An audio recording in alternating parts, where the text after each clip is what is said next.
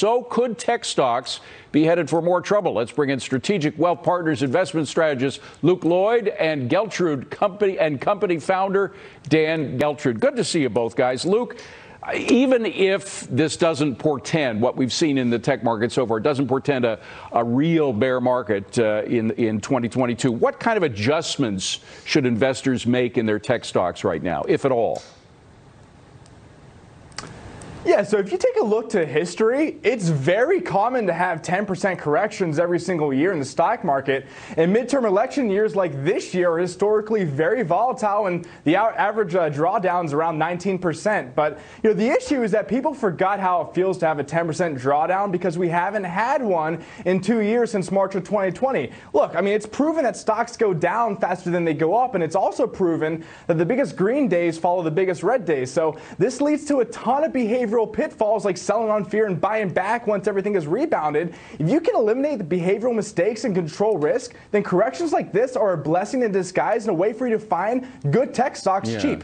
But Dan, I didn't say sell everything. I'm talking about readjusting. For example, and I'm just throwing this out there, I don't have a horse in this race, but the blockchain technology, which is a magnificent thing, and it may prove to be very successful in the future for a whole range, not just cryptos, but is it time to maybe reconsider some of those blockchain stocks, including the cryptos, that took off over the past couple of years?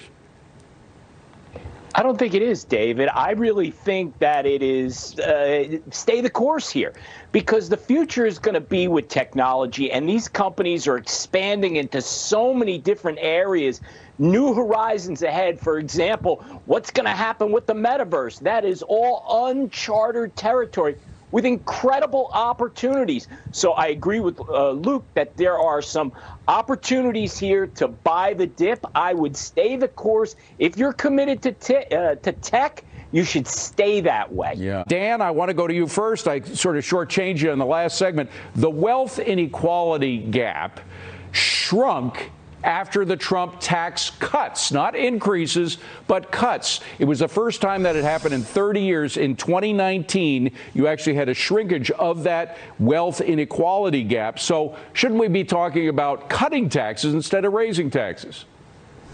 Yes, we should. And simultaneously, David, what we all need to learn, understand, and remember forever is that no matter how much the government collects through taxes, they will spend it all and then some. So you have this group of patriotic millionaires, is what they're calling themselves, that are saying, please tax us more. We want to close the gap.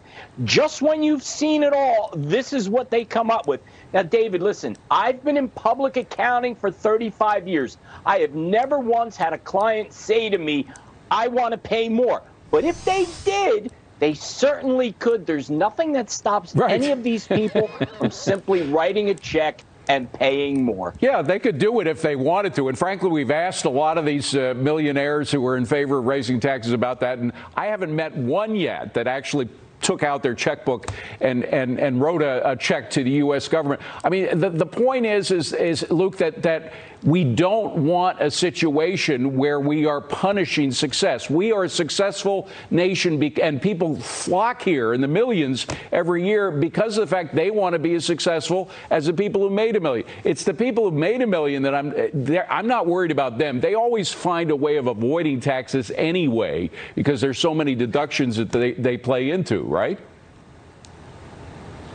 Well, I'll take it even one step further with the ultra wealthy. Dan actually stole my line there. That's what I was thinking the entire time when you asked the question. Why don't they just write a check to the government? Yeah. Oh, right. That's because people that are saying that are only saying that because they say they want to pay more taxes as a PR stunt to make themselves more popular with the masses so they can make more money with their businesses, right? Look, I don't think any of us would mind paying taxes if we knew our money was allocated efficiently to benefit the greater good. But the government does not allocate our money appropriately, and we're lucky to get 50 cents on the dollar in value from every $1 we give to the government through taxes. Entrepreneurs, business owners, they can turn $1 into $2 and create jobs and wealth.